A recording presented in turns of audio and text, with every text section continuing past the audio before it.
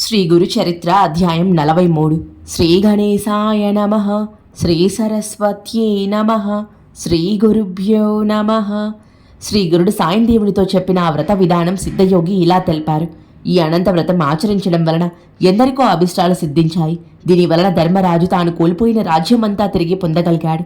పాండుపుత్రుడైన ధర్మరాజు కపట జుదంలో ఓడిపోయి తన తమ్ములను ద్రౌపదిని తీసుకొని ఘోరమైన అడవి ప్రాంతాలకు వెళ్లి ఎన్నో కష్టాలు అనుభవించాడు. అయినప్పటికీ వారంతా శ్రీకృష్ణుడే తమకు గతి అని దృఢంగా విశ్వసించారు. దుర్యోధనుడు మొదలైన వారు వాళ్ల రాజ్యం అపహరించి పరాభవించి అడవులకు పంపడమే కాకుండా వారిని ఇంకెన్నో రీతిలో కష్టపెట్టారు. వారు కడుపు నిండా భోజనమైనా లేక బాధపడుతుంటే వారి పుణ్యమంతా కూడా నశింపచేయమని దుర్వాస మహర్షిని పురిగొల్పి వారిపైకి పంపారు. ఒకప్పుడు ధర్మాత్ములైన పాండవులపై దయతో శ్రీకృష్ణుడు వారి వద్దకు వెళ్ళాడు. పాండవులు అతన్ని పూజించి, స్వామి, నీవు భూభారం తొలగించడానికి అవతరించావు. మేము మీకు ప్రాణ సమానులైనప్పటికీ ఈ అడవిలో దాగి ఉండవలసి వచ్చిందేమిటి? నీవే ఉపేక్షిస్తే మాకింక దిక్కెవరు అని బాధపడ్డారు. ద్రౌపది కూడా తమకు కష్టాలు తీరే ఉపాయం చెప్పమన్నది. శ్రీకృష్ణుడు వారిని కరుణించి ఇలా చెప్పాడు. నేనే అనంతుడను, సర్వవ్యాపిని, త్రిమూర్తులు, చతుర్దశ భవనాలు, ఆకాశం వలె అనంతుడనైన నా యందు ఉన్నాయి. అట్టి సర్వంతర్యామిగా అనంతుడిగా ఉన్న నన్ను గుర్తించి నిష్ఠగా వ్రతం చేసుకుంటే మీ అభిష్టాలన్నీ నెరవేరుతాయి, మీ కష్టాలు తీరుతాయి. ఈ అనంత వ్రతం భాద్రపద శుద్ధ చతుర్దశి నాడు మధ్యాహ్న సమయంలో భక్తితో ఆచరిస్తే మీ రాజ్యం మీకు లభించగలదు. పూర్వం కృతయుగంలో వశిష్ఠ గోత్రానికి చెందిన సుమంతుడు అనే ఋషి ఉండేవాడు. అతనికి సుశీలయ్య అనే కూతురు ఉండేది. ఆమె జన్మించిన కొద్ది కాలానికి అతని భార్య దీక్షాదేవి చనిపోయింది. సుశీల తండ్రి వద్దనే పెరుగుతూ భక్తి శ్రద్ధలతో పూజలు చేస్తుండేది. సుమంతుడు తన కర్మానుష్ఠానానికి భంగము రాకుండా ఉండేందుకు రెండవ వివాహం చేసుకున్నాడు. కానీ ఆమె గయ్యాలి, ఎప్పుడు భర్తతోనూ సవతి కూతురుతోనూ పోట్లాడుతూ ఉండేది. కొంతకాలానికి సుమంతుడు తన కుమార్తెను వేదశాస్త్ర పారంగతుడైన కౌండిన్యునికి ఇచ్చి వివాహం చేశాడు. కానీ అతని భార్య పెట్టే బాధలకు ఓర్వలేక కౌండిన్యుడు వేరొక చోట కుటీరంలో కాపురం ఉండదలచాడు. అయినా కూతురు కాపురానికి వెళ్లే రోజు కూడా దువ్వ బత్తీనికి కించిత్తు పేలపిండి అయినా ఇవ్వడానికి ఆమె అంగీకరించలేదు. ఎలాగో ఆమె చూడకుండా సుమంతుడు కొద్ది గోధుమ పిండి మాత్రం ఒక ఆకులో కట్టి ఇచ్చి వారిని సాగనంపాడు. మరుసటి రోజు మధ్యాహ్నం ఒక ఏటి వద్ద ఆగి కౌండిన్యుడు స్నాన సంధ్యాతులు గావించుకున్నాడు. అక్కడ కొందరు స్త్రీలు ఎర్రని చీరలు కట్టుకొని కలశాలు పెట్టి పూజిస్తుంటే సుశీలాదేవి విచారించక తాము అనంతవ్రతం చేస్తున్నట్లు చెప్పారు. ఆమె కోరిక మీదట ఒక ముత్తైదువ ఆ వ్రత విధానం ఇలా చెప్పింది. ప్రతి భాద్రపద శుక్ల చతుర్దశి నాడు 14 మూడులు వేసిన ఎర్రని తోరము సిద్ధము చేసుకొని ప్రవహించే నీటిలో స్నానం చేసి ఎర్రని చీర కట్టుకొని ఆకులతో ఒక కలశం స్థాపించాలి. ఒక కొత్త వస్త్రం మీద గంధంతో అష్టదళ పద్మము గీచి దానిపైన దర్భలతో చేసిన సర్పాకృతి నుంచి శేషసాయి అయిన చతుర్భుజిని ద్వాదశాక్షరి మంత్రంతో గాని పురుష సూక్త విధానంతో కానీ యథాశక్తి పూజించాలి. తర్వాత ఆ తోరము కుడి చేతికి కట్టుకొని పాత తోరం విసర్జించాలి. తర్వాత గోధుమ పిండి వంట నివేదించి దక్షిణతో సహా ఒక వేద విప్రునికి దానం ఇవ్వాలి. తరువాత యథాశక్తి బ్రాహ్మణులకు భోజనం పెట్టాలి. ఇలా 14 సంవత్సరాలు చేశాక 14 కుండలు దానమిస్తే అన్ని పురుషార్థాలు సిద్ధిస్తాయి. ఇలా చెప్పి ఆ ముత్తైదువ సుశీలాదేవి చేత కూడా అనంతవ్రతం చేయించింది. తర్వాత ఆమె తన భర్తతో కలిసి బయలుదేరింది. ఆ వ్రత మహిమ అన్నట్లు దారిలో ఒక పట్టణంలోని పౌరులు ఆ దంపతులకు ఎదురొచ్చి వారినక్కడే ఉండమని ప్రార్థించారు.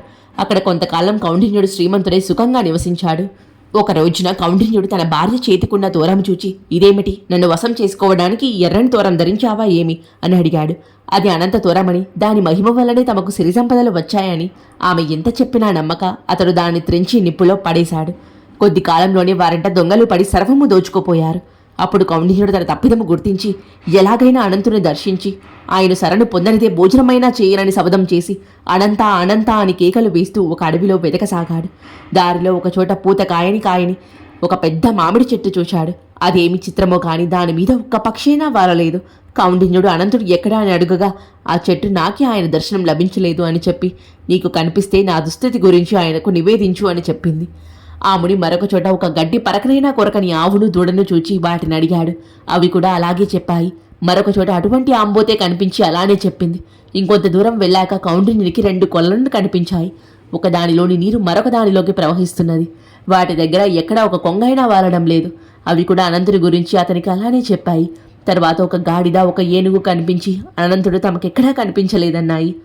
చివరకు అలసిపోయిన కౌండిన్యుడు ఒక చోట కూలబడ్డాడు. అప్పుడు ఒక ముసలివాడు అతని చెయ్యి పట్టి లేవదీసి అనంతుని చూపిస్తాను రమ్మని ఒక అందమైన పట్టణంలోని రాజభవనంలో సింహాసనంపైనున్న ఒక సుందర విగ్రహాన్ని చూపించాడు.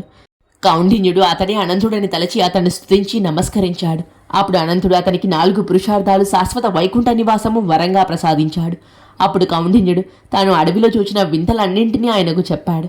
అనంతుడు ఇలా చెప్పాడు: పూర్వము ఒక విప్రుడు విద్వాంసుడై కూడా ఎవరికీ విద్య నేర్పకుండా తన కాలమంతా శాస్త్రవాదనలతోనే గడిపాడు. అందుకు అతడు మరుజన్మలో ఆ వ్యర్థమైన మామిడి చెట్టై అడవి పాలయ్యాడు. చవటి నేలను దానమిచ్చిన వాడు మరుజన్మలో మేత మీయని పశువయ్యాడు.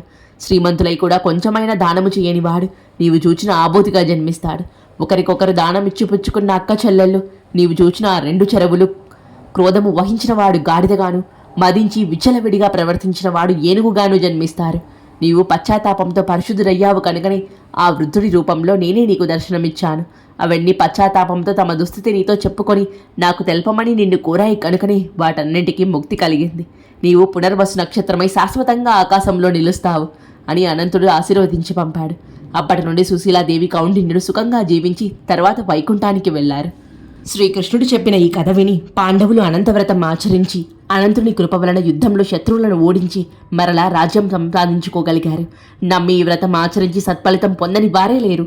కనుక సాయిందేవా, నీవు కూడా నీ గోత్ర ఋషి అయిన కౌండిన్య వలె ఈ వ్రతం ఆచరించు.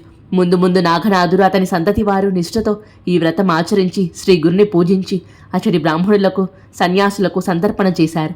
తర్వాత అతడు తన భార్యా బిడ్డలను ఇంటి వద్ద దింపి వచ్చి తన జీవిత శేషమంతా గురుసేవలోనే గడిపి తరించాడు. అందువల్లనే నాకీనాడు కల్పవృక్షం వంటి శ్రీ గురుచరిత్ర లభించింది. అతడి వంశంలో జన్మించినందుకు నీవెంతో ధన్యుడవు. శ్రీ దత్తాయ గురువే నమః. శ్రీ శ్రీపాద శ్రీ వల్లభాయ నమః. శ్రీ నృసింహ సరస్వత్యై నమః.